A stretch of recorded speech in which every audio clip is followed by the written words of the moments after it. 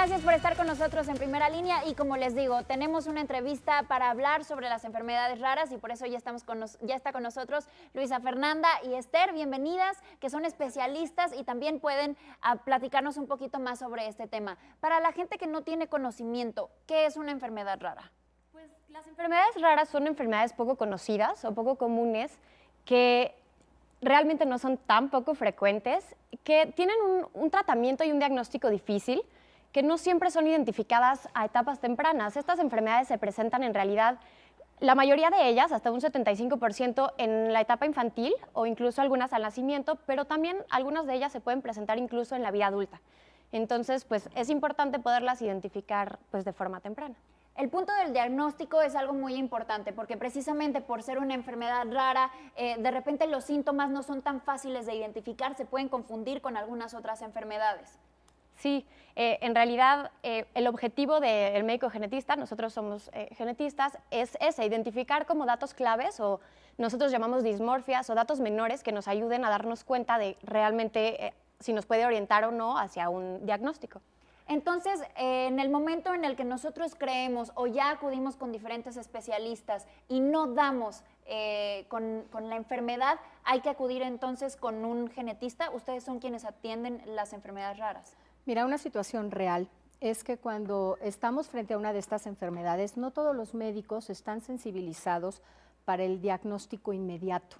Hay estadísticas que pueden tardarse hasta 9 y 10 años y pasar por 7 u 8 médicos hasta que alguien sospecha el diagnóstico.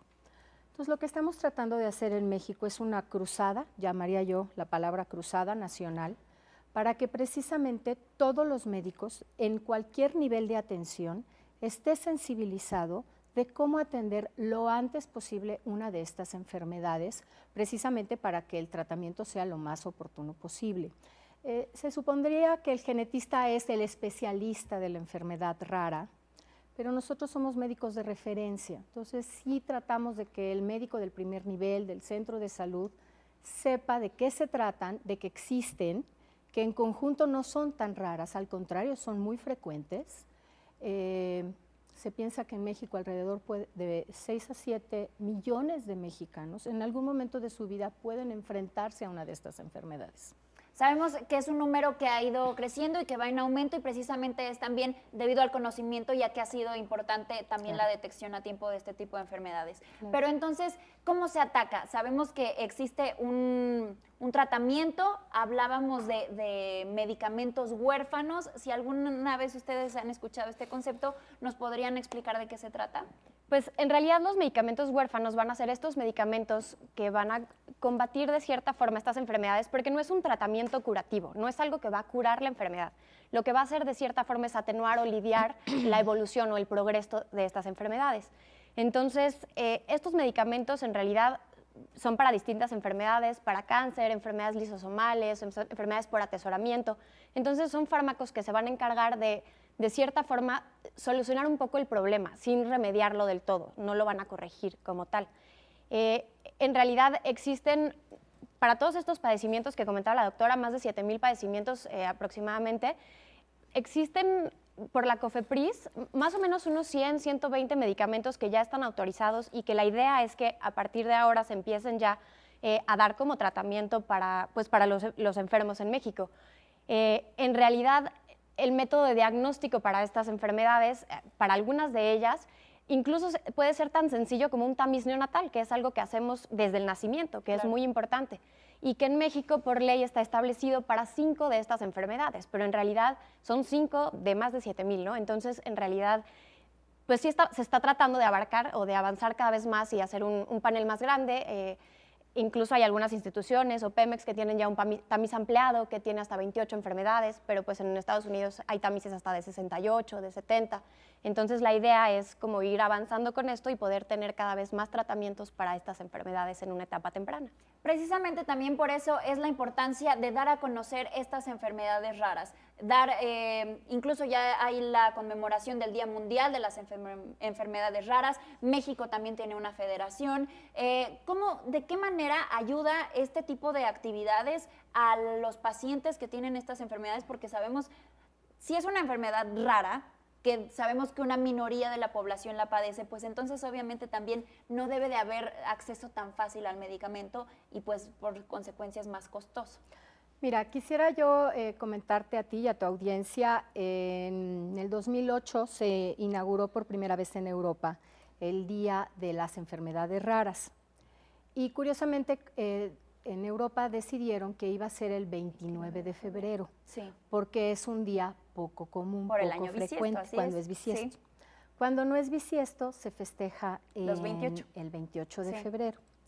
En el 2008, cuando empezó, eran 13 países europeos y en el último día de enfermedades raras de este año fueron más de 100 países. O sea, ha sido exponencial el interés de los países porque en realidad pues estas enfermedades tienen rostro, ¿no? Y son situaciones a veces complicadas para los pacientes.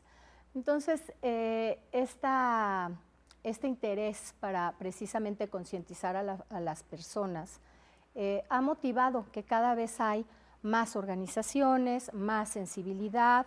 En la última legislatura hubo un acceso precisamente a que los más de 500 diputados tuvieran conciencia y conocimiento de qué son las enfermedades raras y de qué manera podemos incidir de una manera positiva en el tratamiento de estos niños.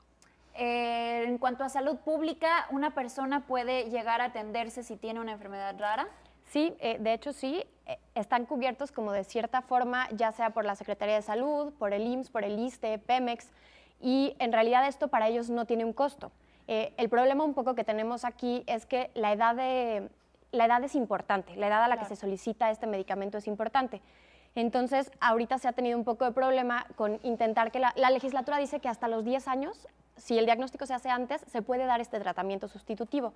Si no, no se los dan. Entonces, aquí lo que nosotros estamos tratando de hacer es que esta edad pues se recorra, porque en realidad no tiene por qué limitarse una edad de tratamiento.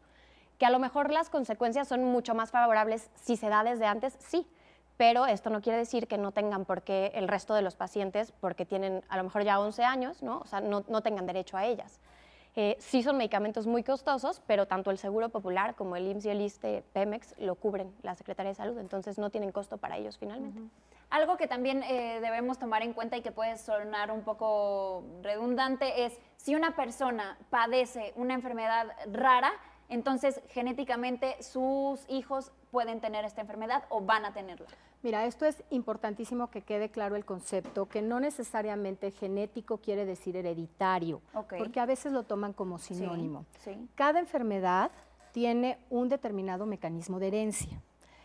Lo que hace el genetista precisamente es ponerle nombre y apellido a la enfermedad si es que es genética, porque no necesariamente la enfermedad rara es genética, aunque la mayoría sí.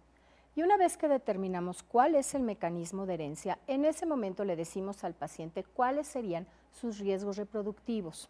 Un error muy común en la población es que en el momento en el que consideran que es genético y hereditario, el riesgo es del 100%. Y la realidad es que pocas enfermedades tienen un riesgo del 100%. Ahora, independientemente de cuál sea el riesgo de recurrencia en la descendencia, sea mucho o sea poco, es la persona que tiene la enfermedad la que debe de decidir si ese riesgo que se le da es mucho o poco para la descendencia que esa persona tuviera.